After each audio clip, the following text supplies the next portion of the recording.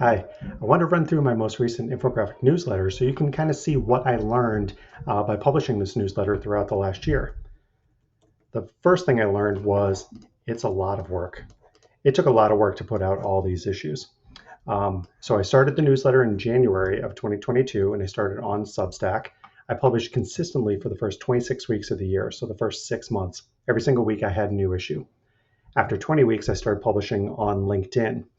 And then in the second half of the year, I had a bunch of things come up where, vacations and switching jobs and just some kind of general burnout that I needed to deal with. So I slowed down the cadence of the newsletter. So I put out a total of 35 issues. Like I said, 26 in the first 26 weeks, and then only 9 issues in the last 6 months. So I needed to publish more there. But key learnings that I learned were my stats, my individual issue stats didn't change when I changed the frequency of the issues. Um, and, I couldn't keep up a weekly schedule for the whole year. So that was good to know. And I started with small goals. So I just wanted to get to 3 weeks when I first started. And then, okay, let's see if I can get to 6 weeks and then 12 weeks, etc. Subscribers, I ended up finishing the year with close to 800 subscribers, 475 on Substack, 320 on LinkedIn. Now, the big thing I learned here was I should have been cross-publishing on different platforms earlier.